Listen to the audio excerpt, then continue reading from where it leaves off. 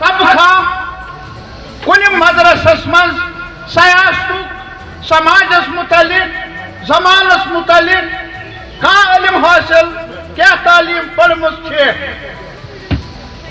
बासना बजब यूनिवर्सिटी पे के मैं वक्त होस खड़ा सलाम करो जुल्म आप और नहीं कन्वेंशन यहाँ पे मुनक्कद किया, तो क्या कहना चाहेंगे इस हवाले से? देखिए, जहाँ तक सेब का ताल्लुक़ है, इसकी मार्केटिंग का ताल्लुक़ है, पहली बार पूरे कश्मीर में एक तशवीश की लहर पैदा हुई है।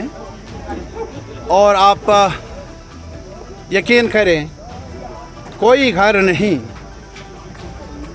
चाहे नार्थ का हो, सेंट्रल का हो या जनूबी कश्मीर से ताल्लुक़ रखने वाला किसान हो, बहुत गमज़दा है, बहुत परेशान है। वो इसलिए कि सब कुछ यही है, सेब ही है, उसका फ्यूचर है, उसके रोज़मर्रा ज़िंदगी के तकाज़े भी पूरा करने की, पूरा होने की अगर कोई उम्मीद है वो यही सेब है। हैरान हूँ मैं, कई दिनों से अफसर कहते आए हैं कि भाई आज इतने ट्रक, वो ट्रक, ये ट्रक, इतने दिनों के बाद खुल जाएगा पूरा रास्ता। कहाँ गए वो वादे, कहाँ गए वो सपने? और अभी आपने ही कहा, आप 8,000 की बात करते हैं, मेरे ख्याल में उससे भी ज़्यादा ट्रकें हैं।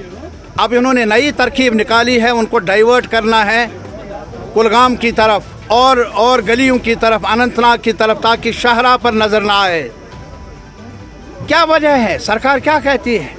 वो अच्छे दिनों का हिस्सा है जो नारा लगाया। और ये भी है कि यहाँ से 4 घंटे की इजाज़त ट्रैफिक को, ट्रकों को जाने की।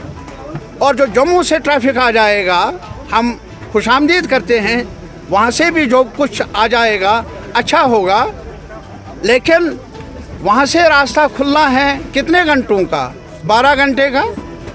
और हमारे लिए जो ये शाहरा है, ये 4 घंटे का।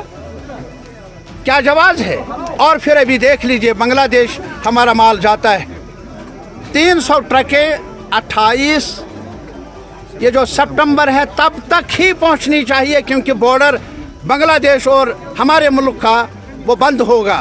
क्या होगा उनका? और ये भी आप देख लीजिए, इन्होंने अफ़गानिस्तान को रूट बनाकर कई ममालिक से सेब यहाँ आता है, और उसमें ये जो टैक्स नहीं है, ड्यूटी फ्री है। और नतीजा ये है कि मार्केट में उसके लिए जगह है, लेकिन हमारे सेब के लिए जगह नहीं। तो इससे हमारा माशरा, ये नहीं सिर्फ कश्मीर का, अभी हिमाचल के सेब का भी यही हाल है, उत्तराखंड के सेब का भी यही हाल है। मैं सिर्फ सरकार से ये कहना चाहूँगा, आप अपनों से इतने नाराज़ क्यों, खफा क्यों? बाहर का सेब इतना मीठा क्यों? हमारे सेब में क्या है जो इसमें मिठास नहीं हिमाचल के सेब में? सरकार को आज आपकी वसातत से इसीलिए फ्रूट के बारे में, सेब के बारे में कन्वेंशन हुआ इस इलाके का, क्योंकि ये इलाका सबसे ज़्यादा ज़रख़ैज़ है, कई ज़रख़ैज़ इलाकों में माना जाता है। मैं इसीलिए आया हूँ यहाँ की हालत जानने के लिए। और सरकार से मुतालबा है, एलजी साहब से, एलजी साहब कुछ तो करो। आप बहुत कुछ आप कह रहे हैं, और इसी तरीके से मार्केट में यहाँ जब अभी नफेड का सवाल है, पहले तो आपने लाया था मार्केट इंटरवेंशन के लिए, वो कहाँ है उसका एड्रेस भी पता नहीं। और ये भी है, आपने वादा भी किया है हमारे प्राइम मिनिस्टर ने कि किसानों की जो फसल है जिसमें सेब भी शामिल है, उन्हें नफ़ा बख्श मिनिमम सपोर्ट प्राइस मिल जाएगा। हमारे सेब को मिनिमम सपोर्ट प्राइस मिलता क्यों नहीं?